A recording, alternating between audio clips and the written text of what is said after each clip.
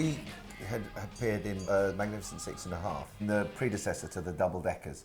Obviously, we had Roy Simpson, who was the producer, and Harry Booth, the director. And they were really instrumental in the whole idea, were they not? They came up with the idea for Six and a Half of trying to recreate Our Gang from the 30s. Yeah. And they did that in the 60s, and then at the end they wanted to turn it into a TV series and change the names. And originally Fox said they didn't want, they specifically said they didn't want us. They didn't want anybody from any of the kids from Six and a Half. From the Six and a Half, yeah. And fortunately we got through in the end. What happens now? I suspect the government will declare a state of national emergency. Oh, we don't. I got a call to be outside my house, to be picked up, taken to the studios for something called the Double Deckers, which I'd never heard of, between Christmas and New Year of '69. And I literally driven up with a bunch of kids, and it's the typical way of saving money. There was one car to pick up everybody. And so we just drove around London, picking up a kid at a time. This was the first day. The first day, so that was... And I had no idea. I suddenly realised that everybody else knew each other because they'd been at the auditions and I hadn't. And they all knew each other and I didn't.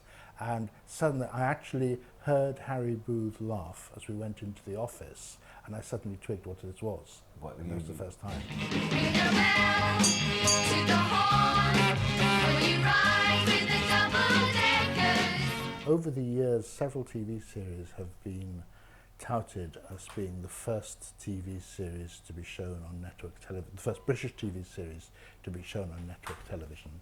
And throughout the 70s and 80s, people would say, well, this is going to happen, and it's the first time it's ever happened. Now, we definitely were, in 1970, a British TV series on network television in America, which was a big thing then. This was really them getting the reward for all their hard effort, and the fact that they spent so much time and effort, and incredibly brave thing to do, to try and make something at that scale. And I don't think that any company in England would have had the money, or been able to... Not that sort of money, no. To put up the money that they actually did. Look out, there's that man! Go away! Silly fool! Oh.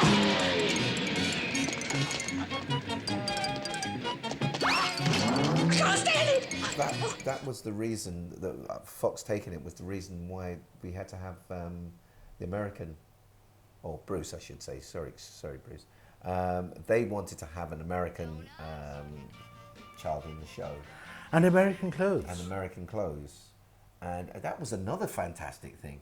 I mean, to have kids and all this American gear that you just didn't have in England.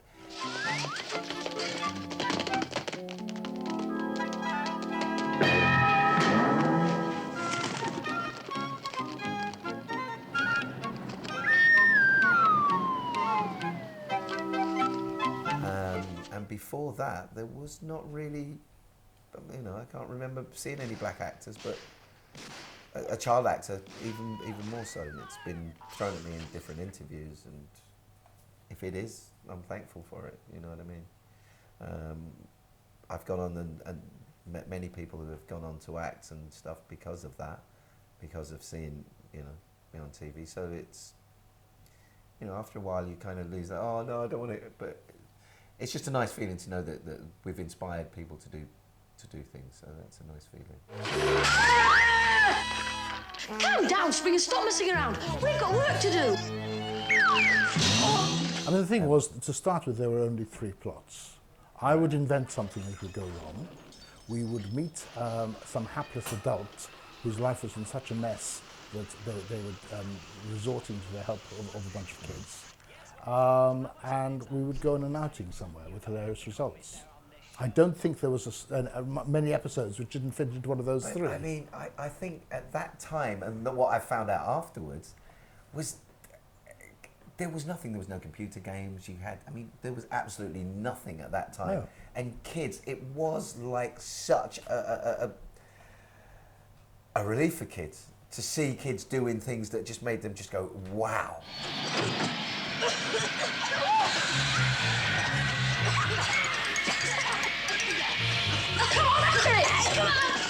It was good fun, and We had brilliant fun making well, it. we had fun making it, but people I think enjoyed it because it was that it was just relaxed and I mean, I think it's easy now to look back at it and say how much it's dated, but actually it was very well made. Okay, Spring, let's have it.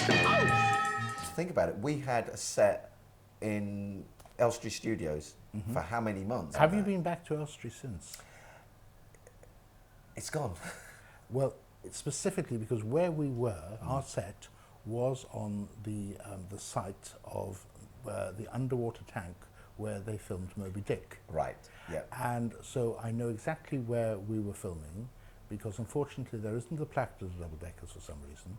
No. But if you go to Tesco's, which is now now has the site, it's a Tesco's, Right. and they have, with some sense of irony, the frozen fish, or for the frozen food counter, has got a plaque on the wall saying that Moby Dick was filmed on this spot. So that's where we were.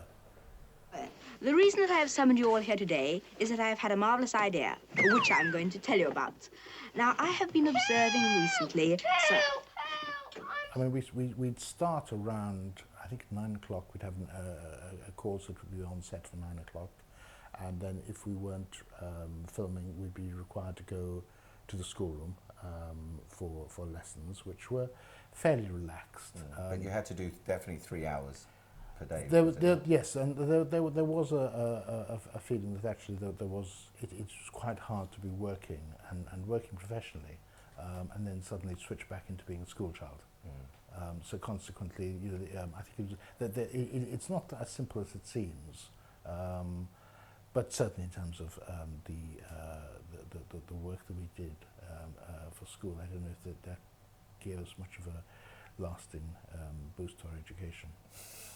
But that was the So I don't the think you law missed that a huge amount. Yeah, that was the law that at that time. That was the law. You had to do. You It's had probably to do stricter 3 hours now. school. Yeah. Ow! I'm not dreaming. Ah! But I think the whole series from beginning to end was just a ball of laughs and just fun and just. I can't really remember a really miserable or day that was.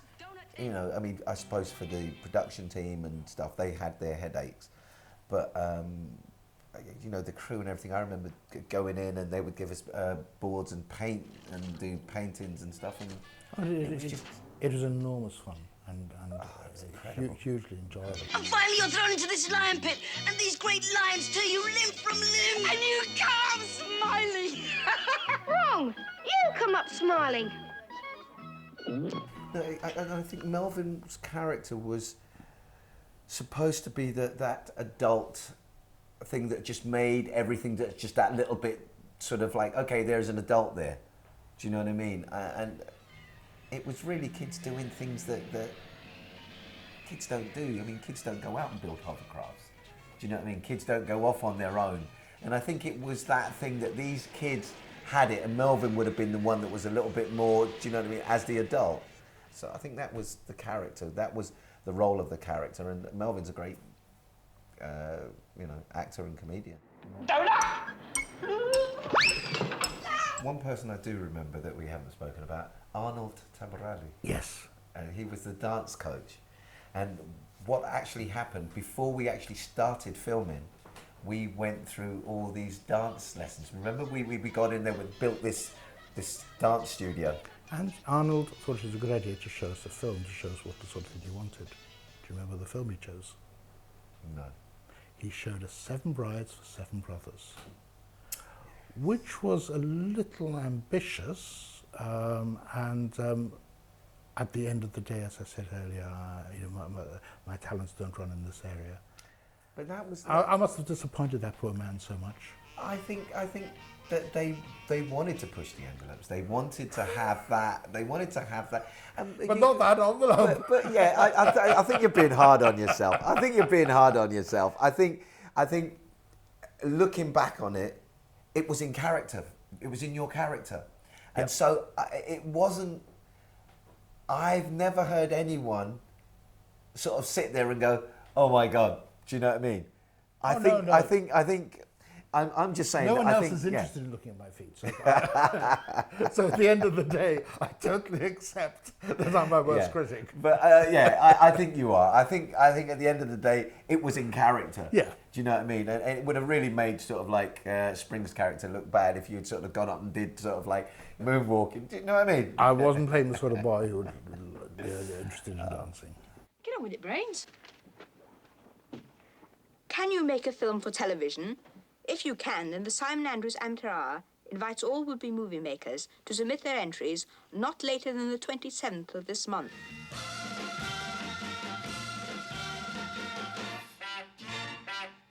At Full After One series, we made 17 episodes, and the idea was we were going to come back and do 9 more, and then a further series of 26.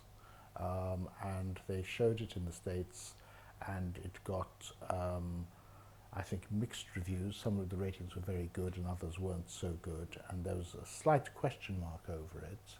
And then the man who'd, at Fox, who had sponsored it, who'd said, yes, let's do it, he was a filmmaker called Richard Zanuck, and he was sacked by his father, Daryl Zanuck.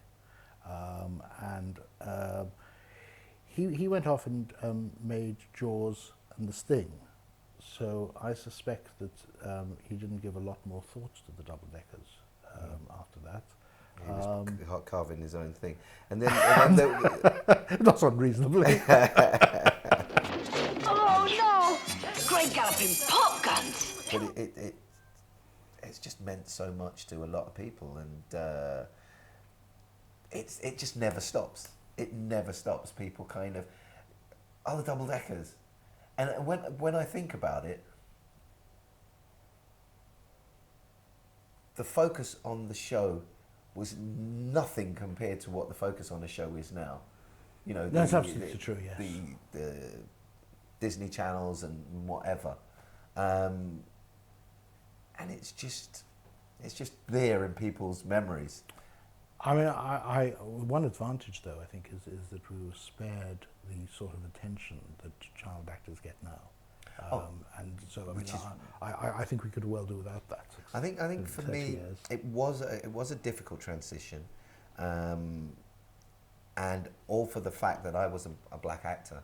There were no parts for black actors, adult black actors. I've got to stress here, and I was at that period when I didn't want to play a child anymore. Child actors are usually a lot older than they appear. So when you get to 17, 18, you don't want to be playing a child and running around, which is what you said before. Maybe we could have done one more series, Yeah. and that probably would have been it. They could have probably squeezed it to the second series that they had planned. My other passion, and I remember coming onto set with a blue and white Strat copy guitar and saying, I'm going to be a musician. Yes. Right. I remember that. And I remember us, we were walking home from somewhere, we'd been somewhere, and it was that kind of thing, well, yeah, he says he's going to be a musician or something. And for me, I could write a song, I could go into a studio, I could record, I could produce that track. And that's, I think, what kind of led me more to that musical career.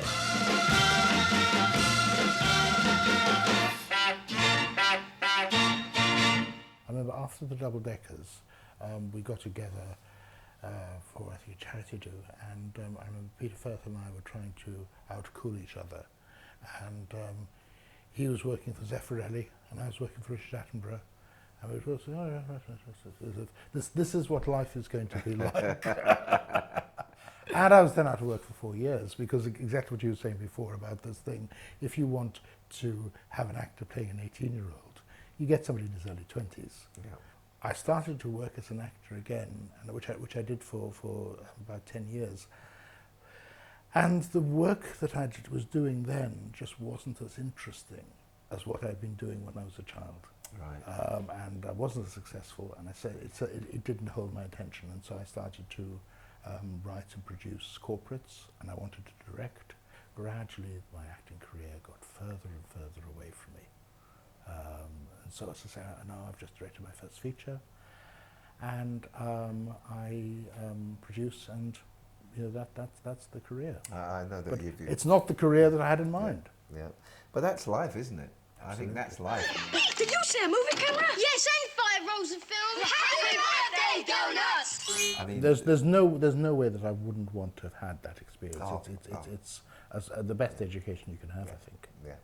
It's just a great thing when I think back of it, and I'm asked to remember it.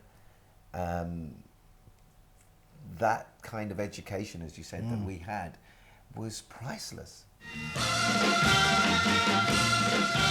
At one point, I remember we had a dinner, which was one of the reunions that we had. Can't remember Peter being there.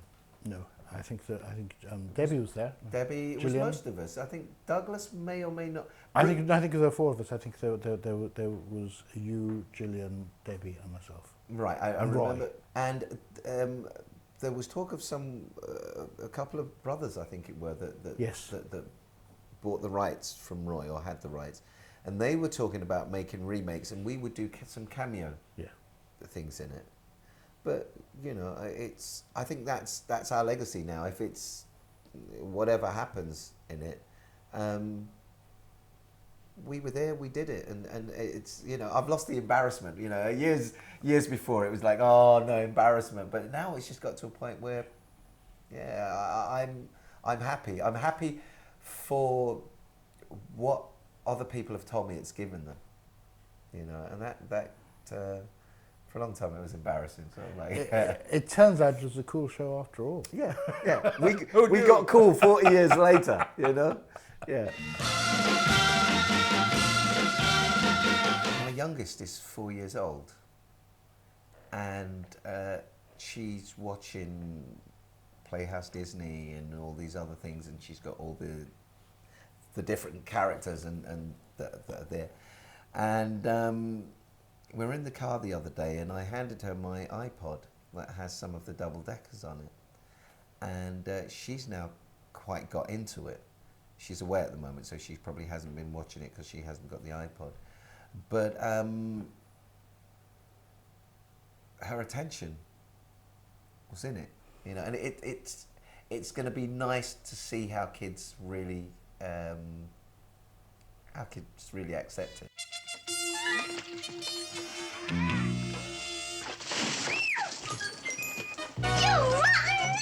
I don't know if there's really any other series that really comes close to Double Deckers that's really been made in that time. I think you're right, and I think that they spent a lot of money on it, and one advantage of that was the writing and the editing. They had the time to do it properly. Right. And although we look back and say, well, that was a silly little story about helping an old lady and foiling the bailiffs and whatever the story was, which clearly I can't totally remember. But at the end of the day, it was a good, strong story, well made, well edited, never a dull moment. And that's the thing. It actually stands up well because it was a good job. That's a nice phrase, actually. We never had a dull moment on that. We never had a dull moment on it. And I think that is what will happen when people watch it.